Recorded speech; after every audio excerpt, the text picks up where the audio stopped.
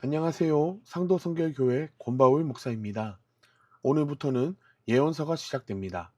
예언서도 역사서와 동일하게 17권이 있습니다. 이스라엘이 북이스라엘과 남유다로 분열된 이후부터 남유다 혹은 북이스라엘 각자의 자리에서 활동했던 예언자들을 통해서 기록된 말씀입니다. 예언서는 크게 5권의 대예언서와 12권의 소예언서로 나눌 수 있습니다. 그리고 분량에 따라 길면 대선지서, 짧으면 소선지서라고 이야기하는데요. 대선지서 5권에서는 이사야, 예레미야, 예레미야애가, 에스겔, 다니엘이 있고요. 소선지서 12권에는 나머지 책들이지요. 호세아, 요엘, 아모스, 오바댜, 요나, 미가, 나움, 하박국, 스바냐, 학개, 스가랴, 말라기가 있습니다. 우리는 이 예언서를 보면서 이 선지자는 어느 나라에서 어떤 예언을 하였던 선지자였는지, 그리고 우리가 앞서 역사서를 보았는데 어느 시대에 살고 활동했던 선지자였는지, 또한 당시 어떠한 일들이 있었는지, 왕은 누구였는지 시간을 갖고 연결해 보면 성경을 읽고 이해하는데 도움이 되리라 생각합니다. 오늘은 순서에 의해 예언서의 첫 번째 책 이사야에 대하여 알아보겠습니다.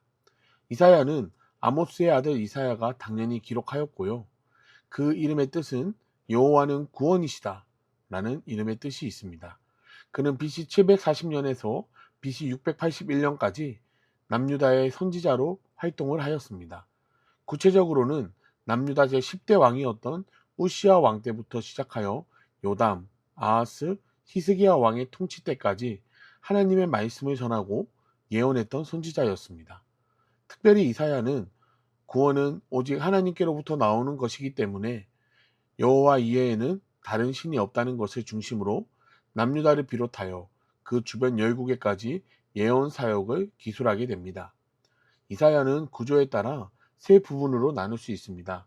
첫 번째, 1장부터 35장까지는 남유다의 심판과 회복 예언에 대한 내용입니다. 두 번째는 36장부터 39장까지 나오게 되는 히스기야 시대의 세 가지 사건에 대하여 이야기하고 있습니다. 마지막 40장부터 66장까지는 포로 기한과 종말론적 구원 예언에 대한 내용입니다. 첫 번째로 남유다의 심판과 회복 예언에 대한 말씀 내용입니다.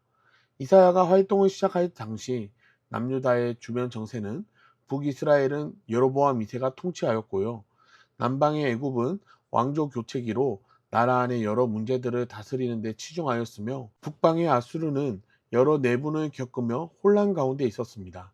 이러한 때 남유다는 일시적으로 국가적 번영의 길에 들어서게 됩니다.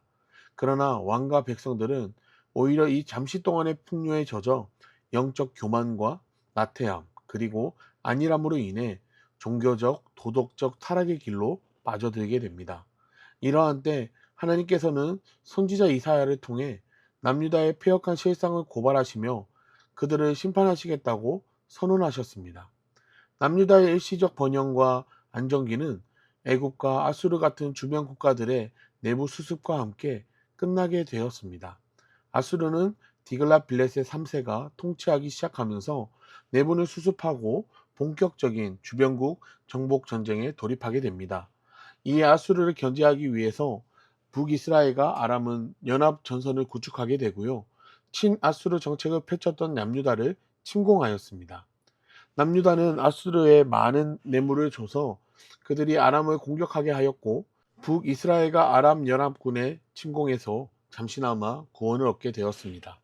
시간이 지나고 아수르는 군대를 출정시켜 아람을 멸망시켰습니다. 그리고 디글랏빌레셋 3세의 뒤를 이어 살마네셀 5세와 사르곤 2세는 계속해서 북이스라엘을 공격하였고 결국 BC 722년에 북이스라엘을 멸망시키게 됩니다. 하나님께서는 북이스라엘이 멸망한 이후에도 바벨론과 모압과 아수르와 에돔과 아라비아와 유다와 두로를 심판하시겠다고 이사야를 통하여 말씀하신 것들을 성경에 기술하고 있습니다. 두 번째로는 히스기야 시대의 세 가지 사건입니다. 36장부터 39장까지 나와 있는데요.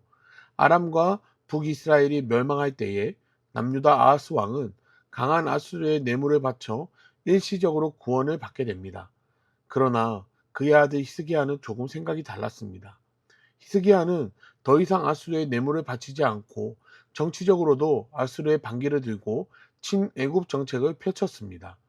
이에 아수르 왕 사네립은 이것을 빌미로 남유다를 침공하게 됩니다. 이에 히스기야 왕은 전적으로 하나님만을 의지하여 결국 아수르를 물리치게 됩니다. 시간이 지나 히스기야는 죽을 병에 걸리게 되는데요. 이 사실을 이사야를 통하여 전해들은 히스기야는 즉시로 하나님께 생명 연장을 위해 간절히 기도하게 됩니다. 그리고 하나님은 그 기도를 들으시고 그의 생명을 15년 연장시켜 주셨습니다. 히스기야가 병들었다는 소식을 전해 들었던 벨론의 무로닥 발라단 왕이 조문단을 히스기야에게 보냈고 그는 자신의 소유와 예루살렘의 모든 것들을 그들에게 보여주었습니다.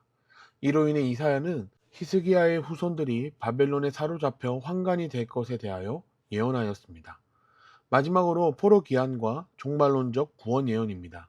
40장부터 마지막 66장까지 그 내용이 나오게 됩니다. 하나님께서는 이사야를 통해서 이스라엘이 바벨론에 의해 멸망당하고 그들의 포로가 되겠지만 다시 그들을 회복시키시고 자신들의 땅으로 돌아오게 하시겠다고 말씀하셨습니다. 그리고 그 말씀 중에 장차 오실 메시아의 사역을 예고하시며 하나님의 백성을 멸망시킨 바벨론을 하나님께서 멸망시키겠다고 말씀하셨습니다. 그리고 하나님께서 행하실 전 우주적 심판과 구원을 통해서 악인은 멸망당하고 남은 의인은 구원받을 것을 기술하였습니다.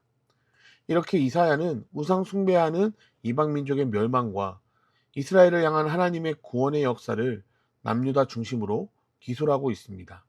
또한 하나님의 통치와 공의의 심판 및 이스라엘 백성들의 회복을 예언하고 있습니다. 이제 이번 주는 이사야 19장부터 48장까지를 함께 읽도록 하겠습니다. 그럼 이번 한 주도 말씀과 늘 승리하시고요. 늘 강건하세요. 감사드립니다.